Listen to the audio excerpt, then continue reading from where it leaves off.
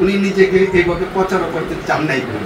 নবীনগরকে উনি এমনভাবে ভাবতে আরম্ভ করেছেন, ওই ডিজাইন যেমন একটা বিল্ডিং সুন্দর, একটা ইন্ডাস্ট্রি সুন্দর করবে, ঠিক নবীনগরকে সাজাইবার জন্য যত প্রকারের উন্নয়নের দরকার উনি এগুলা চিন্তা করছেন। ইতিমধ্যে আমি আরো কিছু দেখেছি, আপনারা অবগত হবেন, যেগুলো আপনারা কিছু প্রশ্ন করেছেন, কিছুদিন কতক্ষণ আগে শুনলাম। নবীনগরের যে আশুগঞ্জ টু নবীনগরের যে রাস্তা, এই রাস্তার পিছনে ওনার অনেক শ্রম আছে।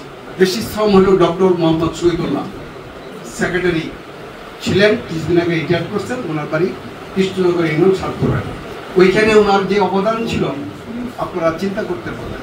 ঠিক তেমনিভাবে রাধিকার টু নবীনগর যে রাস্তা দেখেন, আপনারা জানেন করেছে কে করেছে, রানিং এমপি যারা আছে তারা, কিন্তু নেপথ্যের নায়ককে আপনারা অনেকেই হয়তো জানেন না।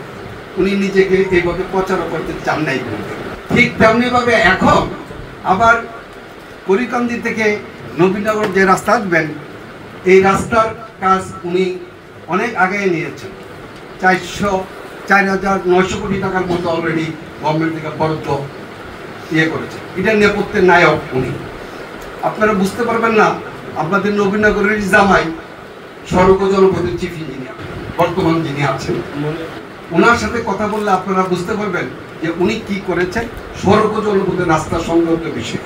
আমি বলতে চাচ্ছি, উনি নবীনগরকে তুলি দিয়ে যেভাবে একটা ছবি আঁকে, এইভাবে নবীনগরকে উনি বাংলাদেশের শ্রেষ্ঠ মডেল থানা এসে উপজেলা হিসেবে উনি দেখতে চান।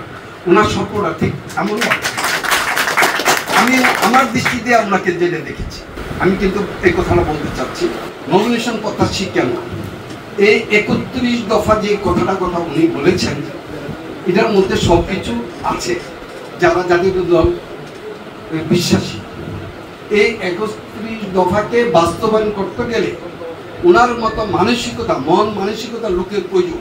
সেই হিসাবে বিএনপির অনেক উঁচু থেকে ওনাকে একটা কমান্ড করা আছে, আপনি ওইদিকে আগান, আপনাকে আমাদের খুব দরকার সামনে, আপনি ইলেকশন করার জন্য প্রস্তুতি।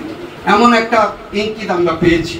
এখন এখানে যে আসতে হইলে, করতে হইলে, আপনারা আজকে বলছেন চিনা নাই, জানা নাই, জনগণও কিছু বলবে এই কথাটা। এটা আগামী 3-4 মাস পরে ইলেকশন। যদি আজকে আমি সিদ্ধান্ত নিয়েছি কিছুদিন আগে বা এর আগে, যে চূড়ান্ত সিদ্ধান্ত যে 31 দফা বাস্তবায়ন করতে হলে ওনার মতো একজন লোকের প্রয়োজন বলে তারা চিন্তা করছে, কেউ না কেউ। যখন ওনাকে বলা হওয়ার পর উনি চিন্তা করলো, তাহলে যদি ইলেকশনই করতে হয়, তাহলে তো আমার মাটি দিকে আমাকে বিচরণ করতে হবে, আমি মানুষের মাঝে যেতে হবে।